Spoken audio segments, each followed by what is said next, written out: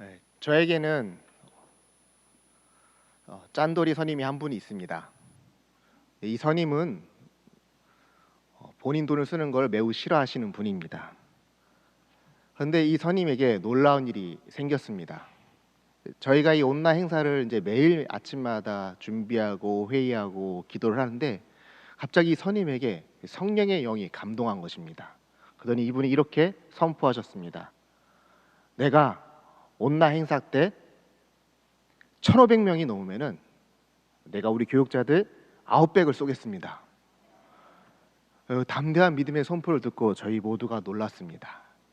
근데 여러분, 오늘 온라인 행사 때 몇 명의 성도님들이 교회에 찾아오신지 아십니까? 여러분, 혹시 1,500명을 넘었을 것 같다 하신 분 한번 손들어 주시겠습니까? 이 선임은 성령의 감동에서 분명히 저희들에게 선포했습니다. 감사하게도 약 1,700명이 우리의 가족들이 다시 교회로 돌아오게 됐습니다. 우리 이 시간 우리 주님께 한번 영광과 감사의 박수 올려드릴까요? 덕분에 저희들은 이제 그 약속대로 아웃백을 먹으러 갈 수 있게 되었습니다. 근데 중요한 것은 하나님께서 우리에게 다시금 우리 교회를 생각하여 주시고 이렇게 또 우리 교회 교인들이 다시 교회로 모일 수 있게 하신 그 은혜를 감사드리기도 하지만, 그러나 여러분, 우리가 모인 것으로 만족하면 될까요? 안 될까요?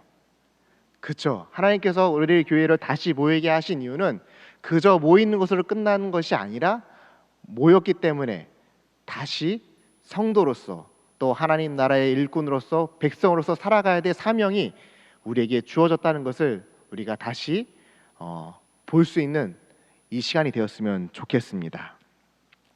자, 우리가 이제 다시 모였습니다. 우리가 계속해서 다시 교회라는 이 표어를 가지고 계속 기도했는데요. 우리가 교회에 모였으면 이제 무엇을 이제 열심으로 삼고 나아가야 될까요? 우리가 보면 소주제가 5개가 있죠. 첫 번째가 뭡니까? 다시 예배하는 교회로. 두 번째가 다시 말씀을 영역받는 교회. 그렇기 때문에 이제 6월 마지막 주에 뭐가 있죠?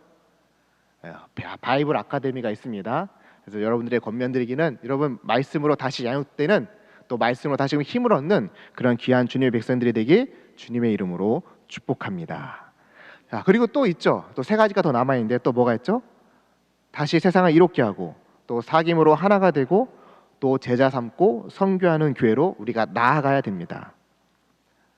우리가 이렇게 이제 5가지 소주제가 있는데, 근데 어떤 분들은 아마도 이 5가지 소주제를 보면서 단계적으로 하나씩 해나가야 된다라고 보실 수도 있겠지만, 저는 이 5가지 모두가 다 곧 제자화되는 과정이라고 생각합니다. 이 모든 것들이 다 제자로서 해야 되는 소명이라고 저는 감히 말씀드리고자 합니다. 좀 더 풀어서 설명드리면은, 성부 하나님께서는 이 성자 예수님을 이 땅에 보내셔서 하나님 나라를 전파하도록 사명을 부여하셨습니다. 마찬가지로 예수님도 제자들을 이 세상에 파송하시면서 하나님 나라를 증거하게 하셨습니다. 다시 말해서 제자의 삶이란 이 모든 것을 아우르는, 세상을 이롭게 하고 또 서로 사랑함으로 하나가 되고 또 제자를 양육하고 또 세상에 나가서 선교하는 이 모든 것이 바로 예수님의 삶이었으며, 이것이 하나님 나라를 증거하는 삶이었으며, 제자는 바로 이러한 예수님의 삶의 복사판으로 똑같이 살아간다라는 것을 말씀드립니다. 그런데 우리가 이렇게 예수님의 제자로 살아가는 이 과정이 만만치가 않습니다. 결코 쉽지가 않다는데 우리에게 문제가 있는 것이죠. 예수님과 똑같이 살아가면 되는데, 예수님이 보여주셨던 그 삶을 똑같이 우리가 살아내기만 하면 되는데, 왜 우리는 이 삶이 이토록 힘들고 어려운 것일까요? 결론적으로 말씀드리면은 여러 가지 이유가 있지만, 가장 중요한 결론으로서 우리는 예수님의 삶과 가르침을 따르지 못하는 이유 중에 가장 큰 이유는 바로 하나님의 나라가 정확히 무엇인지를 잘 파악하지 못하기 때문입니다. 오늘 우리가 읽은 이 누가복음은 특별한 구조 안에 위치한 본문입니다. 누가복음 안에서 특별한 구조 안에 위치한 본문입니다. 이미 많이 들어서 잘 아시겠지만 9장 51절, 우리가 읽은 이 51절부터 19장까지는 갈릴리에서 저 예루살렘으로의 여정 이야기가 길게 쓰여 있는 내용입니다. 그래서 많은 학자들은 이 예루살렘까지의 이 여정 이야기를 뭐라고 정의하느냐? 제자로서의 길이라고 부릅니다. 그러니까 예수님의 제자가 된다는 것이 무엇인지를 이 저자 누가는 9장 51절부터 19장까지 길게 의도를 가지고 썼다라는 것이죠. 그래서 이제 오늘 본문 9장 51절부터 56절까지 내용을 한번 보도록 하겠습니다. 제가 빠르게 읽겠습니다.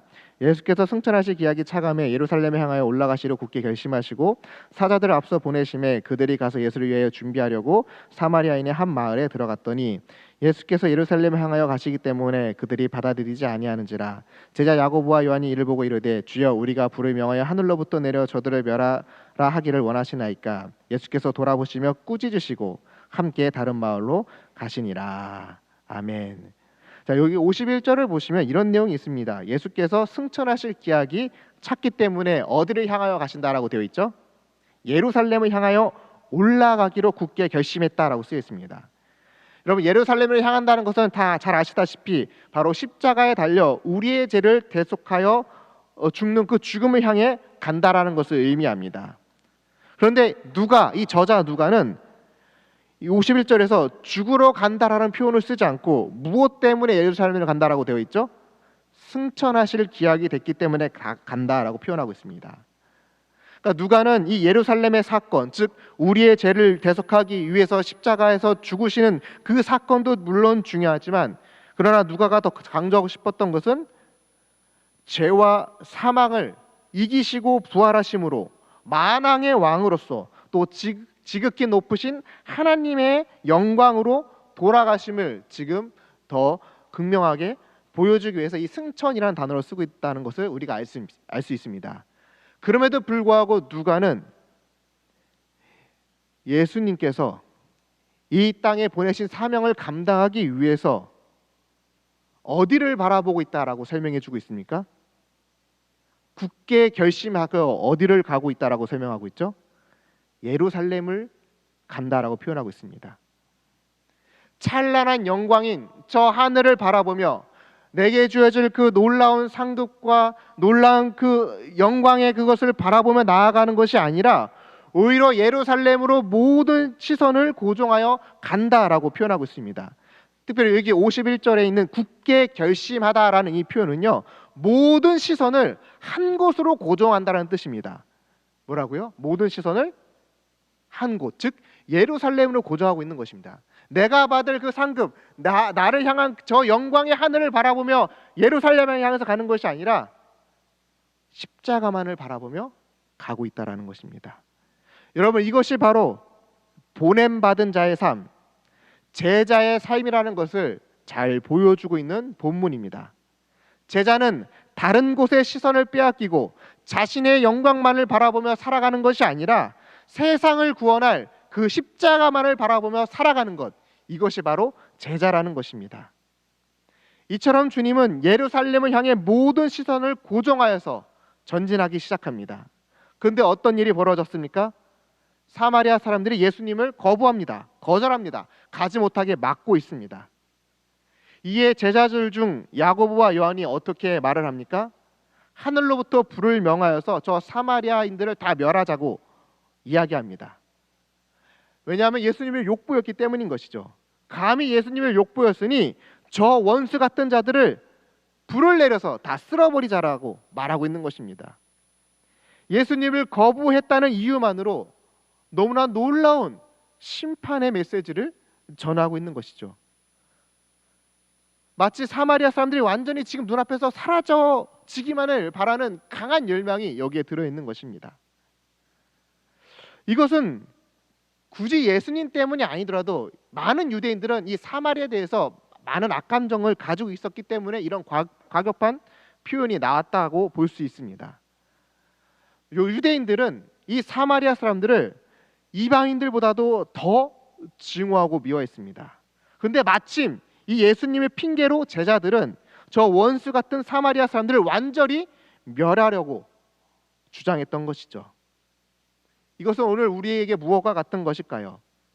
마치 신앙이라는 이유로, 어떤 성경적 교리적인 이유로 하나님의 이름을 들먹이면서 평소 내게 원수 같은 자들을 향해서 정죄하고 멸시하는 것과 같은 매우 악독한 표현이라는 것입니다. 주님은 이러한 제자를 향해서 어떻게 말씀하시죠? 야고보와 요한을 향해서 꾸짖으십니다. 꾸짖으십니다. 그래서 꾸짖다라는 표현은 예수님께서 어떤 사단적 요소 혹은 마귀적 요소를 향해서 호통치실 때 쓰시던 그 꾸짖음이라는 단어입니다. 즉 그렇게 야고보와 요한을 지금 훈계하고 있는 것입니다. 야고보와 요한 안에 있는 그 사단적이고 마귀적인 생각을 예수님이란 명분으로 포장한 그 매우 악한 악질적이고 해서는 안 될 그 말과 행동을 향하여서 꾸짖고 계신 것입니다. 다시 말해서 제자란 예수님을 위한다고 하면서 다른 사람들을 멸시하고 정죄하면 안 된다는 것을 또한 보여주고 있습니다. 더 나아가서 나와 원수라 할지라도 그들을 신앙이란 이유로 비난해서도 안 된다는 것입니다. 뿐만 아니라 예수님의 삶을 통해서 지금 보여주고 있는 제자도란 무엇이냐? 십자가의 삶을 살아갈 때 반드시 그 앞에 무엇이 있다라는 것입니까? 가로막는 장애물이 있다는 것입니다. 이것을 어떠한 무력으로, 내가 가진 능력으로 혹은 세상적인 방법으로 해결해 나가는 것이 아니라 주님은 어떻게 하셨죠? 다른 마을로 돌아가셨습니다. 즉 싸움을 피하셨습니다. 세상과의 다툼을 피하신 것입니다. 여러분, 그렇다고 해서 예수님께서 사마리아 지역, 사마리아 사람들을 버리셨나요? 그렇지 않습니다. 우리가 잘 알고 있는 사도행전 1절 8절의 말씀 보면은 성령이 임하시면 어떻게 된다고 하죠? 예루살렘과 온 유대와 어디까지? 사마리아와 땅끝까지. 이 예수님의 세상을 구원하시는 이 선교 사역은, 하나님 나라의 사역은 무엇도 지금 포함되어 있습니까? 예수님을 적대시했던 사마리아 지역도 포함되어 있습니다. 다시 말해서 하나님의 사랑은 나에게 원수 같은 자에게도 동일하게 임하고 있다는 것을 보여주는 것입니다. 즉 제자로 살아간다는 것은 나에게 원수와 같은 이들을 향해서도 하나님의 사랑을 전할 수 있어야 한다는 것입니다. 이것이 제자입니다. 자, 그리고 57절부터 예수님께서는 이제 어떤 장면이 우리에게 보여지느냐? 다시 제자들을 부르고 있는 장면이 등장합니다. 이 57절부터 62절까지 보면은 이제 세 사람이 등장하는데 이제 동일한 내용은 아니지만 특별히 우리 59절을 볼까요? 59절을 보면은 이런 표현이 있습니다. 또 다른 사람에게 예수님께서 뭐라고 말씀하시죠? 나를 따르라. 그러니까 나를 따르라. 그러니까 예수님께서 제자를 부르시는 장면이 또 나옵니다. 그러니까 이것을 통해서 예수님께서는 더 많은 제자들을 지금 부르고 있다라는 것을 우리에게 들려주고 있는 것이죠. 제가 왜 이렇게 말씀드리냐면 여러분, 우리가 62절까지 읽었는데요. 자, 바로 뒤에 나오는 10장 1절 말씀 한번 같이 볼까요? 10장 1절 말씀 우리 같이 읽어보겠습니다. 시작. 그 후에 주께서 따로 70인을 세우사 친히 가시려는 각 동네와 각 지역으로 둘씩 앞서 보내시며. 아멘. 자, 예수님께서 제자들을 이제 불러 모으시고 뭘 하시죠? 파송하십니다. 근데 몇 명을 파송했다라고 정확하게 쓰여 있죠? 70명. 여러분, 예수님께서 이 제자들을 불러 모으시고 이 파송하는 장면은 이 10장에서 처음 등장하는 게 아닙니다. 여러분, 9장 1절도 보실까요? 9장 1절과 2절 말씀을 또 볼게요. 제가 1절, 여러분들이 2절 말씀 읽겠습니다. 제가 먼저 읽겠습니다. 예수께서 12제자를 불러 모으사 모든 귀신을 제어하며 병을 고치는 능력과 권위를 주시고.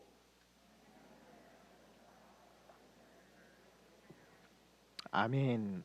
자, 9장도 보시면 예수님께서 지금 몇 명의 제자를 지금 파송하고 계시죠? 12제자를 불러서 세상 가운데로 이제 파송하십니다. 하나님 나라를 전파하기 위해서 제자들을 부르시고 파송하십니다. 그러니까 오늘 본문은 앞선 제자의 파송이 있었는데 다시 한 번 더 예수님께서 어떻게 하신 거죠? 제자들을 더 많이 부르시고 더 많이 파송하시는 장면이 바로 이 9장 51절부터 62절까지의 내용입니다. 그래서 오늘 설교 제목을 제가 다시 제자로라고 지었던 것입니다. 하나님께서 오늘 이 온나 행사를 통해서 다시 대구제일교회 성도님들을 많이 불러 모아 주셨습니다. 코로나로 인해서 흩어졌던 우리의 형제 자매들을 다시 예전과 같이 회복시켜 주셨습니다. 이제 우리가 해야 될 것은 이 제자의 사명인 하나님 나라를 전파하는 데 있는 것입니다. 예수님의 생애와 사역이 하나님 나라 전파였듯이 오늘 우리에게 주어진 사명도 바로 이 하나님 나라를 증거해야 된다는 것입니다. 여하간 예수님께서는 많은 이들을 이전보다 더 많이 불러 모으셨습니다. 그런데 오늘 본문을 보면 특별히 세 사람에 관한 이야기만 쓰여 있죠. 즉 이 세 사람을 통해서 제자로서 주님을 따르는 삶이 무엇인지 설명하기 위해서 누가가 특별히 이 세 사람만 선정해서 우리에게 들려주고 있는 것입니다. 자, 이제 첫 번째 사람을 한번 보도록 하겠습니다. 첫 번째 사람을 보면은 예수님이 어디를 가든지 따르겠다라고 호기 좋게 이야기합니다. 이 누가복음에서는 이 사람이 누구인지 소개가 되지 않습니다. 그냥 어떤 사람이라고만 이야기되는데요. 평행 본문인 마태복음에서는 이 사람을 정확하게 누구라고 소개하느냐? 마태복음 8장에서는 이 사람을 서기관이라고 소개합니다. 여러분, 서기관이 누구입니까? 이 서기관은 그 당대 최고의 엘리트입니다. 여러분, 예수님 주변에 누가 많이 있었습니까? 엘리트의 사람들이 많기보다는 도리어 변변치 못한 사람들만 즐비했습니다. 게다가 오늘 본문 우리가 읽지 않았지만 이 앞선 49장 46절을 보면은 제자들끼리 뭘 하는 게 나오느냐? 서로 누가 크냐라는 다툼이 나옵니다. 46절을 보면은. 그러니까 별 볼 일 없는 사람들끼리 서로 지금 누가 크냐라고 싸우고 있는데, 만약 서기관이 이 장면을 봤다면은, 제자들의 이러한 모습을 봤다면 아마 코웃음 치면서 비웃었을지도 모릅니다. 그런데 이러한 제자들의 변변치 않은 모습과 다르게 예수님을 보니 예수님은 놀라운 능력도 있고요, 말씀에 대해서도 해박하시고요, 그 풀이가 너무나 지혜롭다는 것을 서기관은 알아보았고 예수님을 따르고자 이야기합니다. 이에 대해서 예수님께서 뭐라고 말씀하신지 볼까요? 58절입니다. 우리 같이 읽겠습니다. 시작. 예수께서 이르시되 여우도 굴이 있고 공중에 새도 집이 있으되 인자는 머리 들 곳이 없도다 하시고. 자, 여러분, 예수님의 이 말씀은 너무나도 분명합니다. 의도가 너무나 분명한 말씀입니다. 즉 예수님을 따르는 제자가 된다는 것은 자신의 영광을 위해, 자신의 꿈을 위해, 자신의 영달을 위해 사는 삶이 아님을 정확하게 말씀해주고 있는 것입니다. 누가복음에서 말하는 이 어떤 사람이 반드시 마태복음에서 말하는 당대 최고의 엘리트 서기관이 비록 아닐지라도, 그저 평범한 사람일지라도 이 말씀은 동일하게 적용될 수 있습니다. 여러분, 우리가 주님 앞에 나오는 이유가 무엇입니까? 우리가 주님을 믿고 따르는 이유가 무엇입니까? 만약 그 이유가 내 욕망과 내 욕심을 이루는데 도움이 될까 하고 주님 앞에 나왔다면은, 오늘 우리는 이 말씀 앞에서 다시금 돌아봐야 됩니다. 그러한 사람은 주님을 따를 수 없다라는 것을 말이죠. 자, 이제 두 번째 사람을 보겠습니다. 이 사람은 특별하게도 예수님이 직접 부르십니다. 나를 따르라라고 부르셨죠. 분명 예수님께서는 아무나 부르시지 않았을 겁니다. 그런데 이 사람의 반응이 어떻습니까? 우리 59절 말씀도 볼까요? 같이 읽겠습니다. 시작. 또 다른 사람에게 나를 따르라 하시니 그가 이르되 나로 먼저 가서 내 아버지를 장사하게 허락하옵소서. 자, 예수님께서 직접 부르셨는데도 이 사람은 나로 먼저 가서 내 아버지를 장사하게 허락하옵소서라고 이야기를 합니다. 이에 대해서 해석이 좀 다양하게 나뉘긴 하지만 대체적으로 이 사람의 말에 대해서 많은 사람들은 이제 사실이다라고 동의를 해줍니다. 즉 현재 일어난 장례가 있었다는 것이죠. 그리고 그의 요구는 이스라엘 문화에서 비추어 보았을 때 지극히 정당한 요구라는 것입니다. 즉 부모의 장사를 지내는 것은 유대인들에게서 그 어떠한 제사보다도 가장 우선한다라고 그들의 문화에서 정의해주고 있습니다. 이에 대한 예수님의 대답을 살펴볼까요? 60절 말씀입니다. 같이 읽겠습니다. 시작. 이르시되 죽은 자들로 자기의 죽은 자들을 장사하게 하고 너는 가서 하나님의 나라를 전파하라 하시고. 아멘. 여러분, 예수님이 이 말씀을 우리가 잘 분석해 보아야 합니다. 자, 보면은 죽은 자들로 자기의 죽은 자들을 장사하게 하라라는 이 표현도 여러 해석이 있지만 가장 보편적인 해석은 이렇습니다. 아직 하나님 나라를 경험하지 못한 세상 사람들의 방식대로, 그들의 방식대로 하도록 내버려 둬라라는 의미입니다. 즉 영적으로 죽어 있는 자들의 그 문화대로 죽은 자를 장례하게 하라라고 말씀하신 것입니다. 다시 말해서 주님은 이 유대인의 문화에 대해서, 유대인의 그 장례 문화에 대해서 거부하거나 반박하지 않으셨다는 것입니다. 그러나 그렇다고 해서 그들의 문화를 옳다라고도 말씀하시진 않았습니다. 그 다음 표현이 더 중요한데요. 자, 죽은 자들이 죽은 자들을 장사하게 하라라고 말씀하신 후에 주님이 요구하신 것이 무엇이었습니까? 그럼에도 불구하고 너는 나를 따라라라고 말씀하셨습니까? 아닙니다. 이후에 예수님께서 하신 중요한 말씀이 뭐죠? 가서입니다. 그 자리에 가라라는 겁니까? 너가 요구한 그 장례의 자리에 가서, 그 현장에 가서 그곳에서 무엇을 하라라고 말씀하십니까? 가서 하나님의 나라를 전파하라라고 말씀하십니다.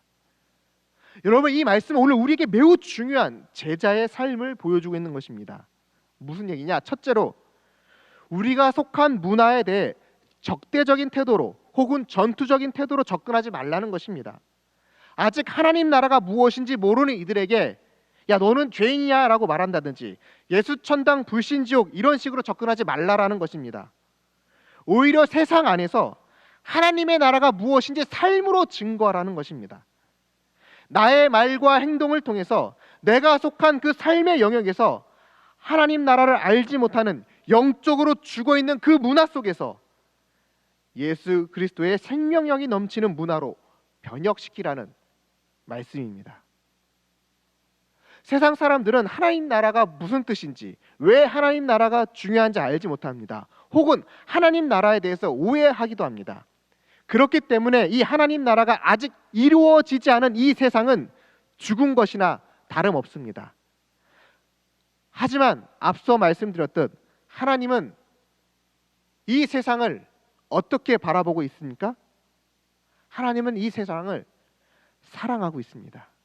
요한복음 3장 16절의 말씀처럼 하나님이 세상을 어떻게 하셨다고 하죠? 이처럼 사랑하사 독생자를 주셨으니. 여러분, 이 세상은 누가 창조하시고 누가 운영하시고 누가 관리하십니까? 하나님이십니다. 하나님은 이 세상을 보시고 창세기에 보면 토부, 좋게 보셨습니다. 그런데 이 세상에 무엇이 들어왔습니까? 죄가 들어왔습니다. 죄가 들어온 이 세상은 사망이 지배하게 됩니다. 그러나 하나님은 이 세상을 너무나 사랑하셔서 누구를 보내셨습니까? 독생자 예수 그리스도를 보내셨습니다. 예수님의 이 십자가를 통한 구원은 단순하게 개인적인 영혼 구원만이 아니라 바로 이 세상이, 온 세상이 다시 하나님의 나라가 되도록 예수님을 보내신 것입니다. 십자가의 복음은 개인 구원을 넘어 온 땅의 피조물이 바라고 고대하는 바로 구원의 기쁜 소식인 것입니다.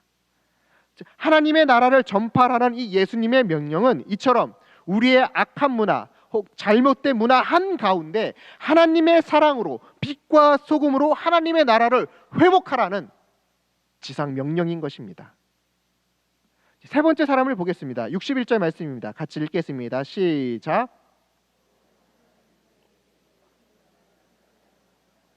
나로 먼저 내 가족을 작별하게 허락하소서. 자, 세 번째 사람은 주님을 따르긴 하겠지만 나로 먼저, 그러니까 주님보다 먼저, 주님보다 더 우선하는 뭔가가 있음을 말해주고 있습니다. 즉 주님보다 내가 생각하는 것이 먼저라는 이야기죠. 주님을 따르는 것보다 내 생각과 내 판단이 지금 더 앞서 있다라는 것을 의미합니다. 이제 대부분의 주석가들은 이 표현, 나로 먼저 가서 내 가족을 작별하게 하소서라는 이 말에서 이 가족이라는 단어가 단순한 가족이 아닌 남자 형제 혹은 아버지를 지칭한다라고 해석하기도 합니다. 다시 말해서 이 사람은 예수님을 따르려고 하지만 그러나 예수님이 참된 주인이 아니라 지금 누가 주인인 것입니까? 세상에서 나보다 좀 더 권위 있는 자들의 말이 우선된다라는 것을 의미합니다. 주님을 따른다라고 말은 하지만 그 따르는 방식과 결정에 있어서 세상의 권위가 더 내게 결정적인 역할을 한다는 것을 의미합니다. 이에 대해서 예수님의 대답을 볼까요? 62절 말씀입니다. 같이 읽겠습니다. 시작. 예수께서 이르시되 손에 쟁기를 잡고 뒤를 돌아보는 자는 하나님 나라에 합당하지 아니하니라 하시니라. 하나님 나라에 합당하지 않다라고 명확하게 말씀하고 있죠. 여러분, 손에 쟁기를 잡고 뒤를 돌아보는 행위는 농사를 완전히 망치는 행위입니다. 손에 쟁기를 잡았다라는 것은 지금 앞에 뭐가 있다는 겁니까? 소가 지금 밭을 갈고 있다라는 의미입니다. 소가 똑바로 걸어서 밭을 갈 수 있도록 농부는 한눈을 팔지 않고 정확하게 정면만을 응시하면서 이 쟁기를 잡고 방향이 틀어지지 않도록 해야 합니다. 이것이 하나님 나라에 합당한 삶이라는 것입니다. 주님을 따른다는 것은 손에 쟁기를 잡고 정면을 응시하며 가듯이 주님이 걸어가셨던 그 길, 주님이 살아내셨던 그 삶을 똑같이 살아내고 걸어가야 한다는 것입니다. 그런데 주님이 아닌 세상을 보며 걸어가면 어떻게 될까요? 쟁기를 잡고 뒤를 돌아보면은 어떻게 될까요? 쟁기는 잡고 있지만 결국 그 쟁기를 끌고 가는 소에 의해서 밭은 망가지게 될 것이고 한 해의 농사도 망치게 될 것입니다. 주님을 똑바로 보지 않고 나의 시선을 주님께 고정하지 않고 산다는 것은 소가 쟁기를 끌고 가듯 이 세상을 지배하고 있는 악한 문화에 휘둘려 살아가게 될 수밖에 없다는 것을 의미하는 것입니다. 나는 뭔가 열심히 하고 있는 것 같다고 여길지 모르지만 주님을 보지 않는 열심은 결국 밭을 망치는 것처럼 내 인생을 망치는 것이며 하나님 나라와 무관한 삶인 것을 주님께서 가르쳐주고 있는 것입니다. 사랑하는 대구제일교회 성도 여러분, 하나님께서는 우리 대구제일교회로 하여금 다시금 교회로 온 성도들이 모일 수 있도록 은혜를 허락해 주셨습니다. 이제 우리가 감당해야 될 사명은 말씀으로도 양육받아야 합니다. 그리고 오늘 말씀과 같이 세상 속에 들어가 하나님 나라를 증거하며 예수님의 제자로 살아내야 합니다. 특별히 예수님께서 예루살렘으로 가시기로 굳게 결심한 이후부터 제자의 길이 무엇인가 말씀을 드렸죠.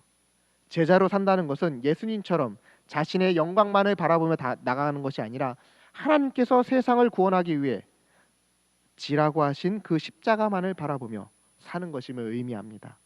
세상의 방식대로 원수를 미워하는 것이 아니라 그들도 하나님의 사랑의 대상임을 알고 사랑하고 품어줘야 하는 것이 제자의 삶인 것입니다.